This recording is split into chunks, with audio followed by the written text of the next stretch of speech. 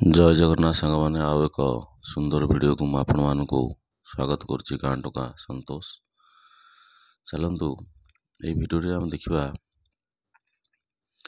ଗୋଟିଏ ଟିକେଟ୍ କେମିତି ମୁଁ କିଣିଲି, ଯେଉଁଟା ଆମର ଓଡ଼ିଶାର ଗୋଟେ ବହୁ ପରିଚିତ ଯାତ୍ରା ପାର୍ଟି ଯେଉଁଟା ରଙ୍ଗମହଲ ଅଛି, ସିଏ ଦୁର୍ଗା ପୂଜାରେ ଝୁମ୍ପୁରା କେନ୍ଦୁଝରରେ ଖେଳିବାକୁ ଯାଉଛି। ତେଣୁ ସେଠି ଲଟେରୀ ଉଠିଛି, ତା ସହିତ ଯାତ୍ରା ଦେଖିବା ଫ୍ରି ଅଛି, ଯେଉଁଟା ମୁଁ ଟିକେଟ୍ କାଟିନଥିଲି। ତେଣୁ ଟିକେଟ୍ଟା ଆଜି କଟା ହେଲା। ତେଣୁ ଚାଲନ୍ତୁ ଆମେ ସେ କାଉଣ୍ଟରଠିକି ଯିବା, ଟିକେଟ୍ କାଟିବା। ଆଉ ମୁଁ ତ ପ୍ରାୟ 8-10 ବର୍ଷ ହେଲା ଟିକେଟ୍ କାଟୁଛି, କିନ୍ତୁ ମୋର କେବେ ବି କୌଣସି ଲଟେରୀ ବାଜିନି। ହେଲେ ବି ପ୍ରୟାସ ଛାଡ଼ିନି, ଚାଲିଛି ଚେଷ୍ଟା। ଦେଖାଯାଉ କ'ଣ ହେଉଛି।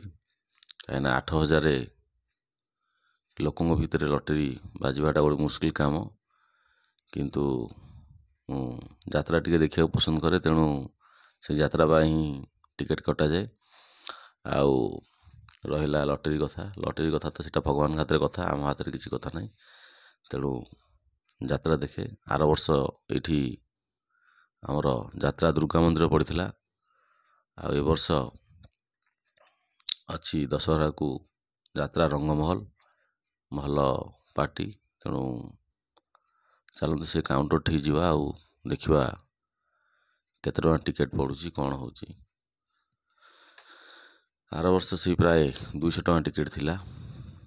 200 ଟଙ୍କା ଟିକେଟ୍ରେ ଲଟେରୀ ସହିତ ଆପଣଙ୍କୁ ଗୋଟେ ରାତି ଯାତ୍ରା ଦେଖିବାର ସୁଯୋଗ ବି ଥିଲା। ଯାତ୍ରା ପାଇଁ କୌଣସି ପଇସା ନାହିଁ, ଯେଉଁଟା ଗୋଟିଏ ଟିକେଟ୍ରେ ହିଁ ଆପଣ ସେ ଲଟେରୀ ଏବଂ ଯାତ୍ରାର ମଜା ନେଇପାରିବେ। ତେଣୁ ଚାଲନ୍ତୁ, ଏଇସବୁ ତା'ର ଟିକେଟ୍ ମାନେ ସବୁ ଅଛି। ତେଣୁ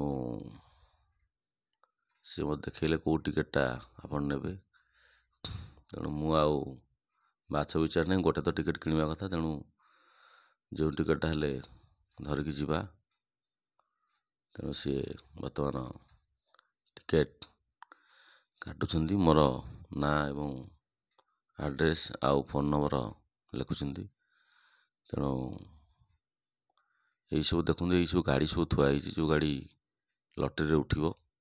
ଏଇଟା ହେଉଛି TVS ରାଡ଼ିଅନ୍, ଏଇଟା ହେଉଛି TVSର ରାଇଡ଼ର। ତେଣୁ TVS କମ୍ପାନୀର ପ୍ରାୟ ସବୁ ଗାଡ଼ି ଏଠି ଲଟେରୀରେ ଉଠିଛି, କାହିଁକିନା ସେମାନେ ଅଲଗା ଅଲଗା କମ୍ପାନୀ ଆଣିନାହାନ୍ତି।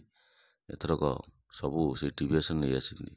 ତେଣୁ ବେଳେବେଳେ ଏଠି କାର୍ ବି ଲଟେରୀରେ ଉଠିଛି। ଆଉ ଏ ବର୍ଷ କିନ୍ତୁ କାର୍ ଥୁଆ ହେଇନି, ଏ ବର୍ଷ ବାଇକ୍ ବହୁତ ଥୁଆ ହେଇଛି। ଆଉ TVSର ଯେଉଁ ଅଛି ଲୁନା ଟାଇପ୍ର, ଯେଉଁଟା ଆମର ପରିବା ବିକାଳୀମାନେ ସବୁ ବା ବେପାରୀମାନେ ସବୁ ସେ ଗାଡ଼ି ଚଲାନ୍ତି, ସେ ଗାଡ଼ି ମଧ୍ୟ 4-5ଟା ଅଛି। ଏଇଟା ଦେଖନ୍ତୁ, ଏଇଟା ଫାଷ୍ଟ ପ୍ରାଇଜ୍, ପ୍ରଥମ ପୁରସ୍କାର ମିଳିବ। ତେଣୁ ସେଇ 200 ଟଙ୍କା ଟିକେଟ୍ରେ ଯାହା ଭାଗ୍ୟରେ ଥିବ ମିଳିବ, ଏବଂ ଏଇଟା ସେକେଣ୍ଡ, ଦ୍ୱିତୀୟ ପ୍ରାଇଜ୍।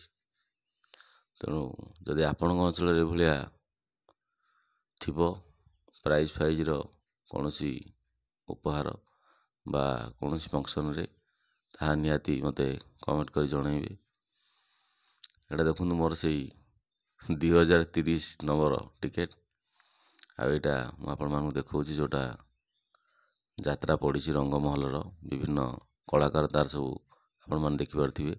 ଏଇଟା ଦୁର୍ଗା ପୂଜାରେ ବହୁତ ଭିଡ଼ ହୁଏ, ଆଉ ବହୁତ ବଡ଼ ମୀନା ବଜାର ପଡ଼େ, ଆଉ ଲୋକମାନଙ୍କର ପ୍ରବଳ ଆଗ୍ରହ, ପ୍ରବଳ ଭିଡ଼। ତେଣୁ ଏତେ ଭିଡ଼ ହୁଏ ଯେ ମୀନା ବଜାରରେ ପଶିବା ପାଇଁ ଜାଗା ମିଳେ ନାହିଁ। ତେଣୁ ଏଇସବୁ ପ୍ରାଇଜ୍ ସବୁ ଅଛି, ଆଉ ବହୁତ ଭିଡ଼ ହୁଏ ଏଠି ଝୁମ୍ପୁରା କେନ୍ଦୁଝରରେ। ତେଣୁ ଯଦି ଆପଣ ଏଇ ଆଖପାଖରେ ଅଛନ୍ତି, ଏଇ ଝୁମ୍ପୁରା କେନ୍ଦୁଝରର, ତେଣୁ ଆପଣମାନେ ଆସି ମଧ୍ୟ ଏହାର ମଜା ନେଇପାରିବେ। ତେଣୁ ସାଙ୍ଗମାନେ, ଭିଡ଼ିଓଟି ତ ସରିବାକୁ ଆସିଲାଣି।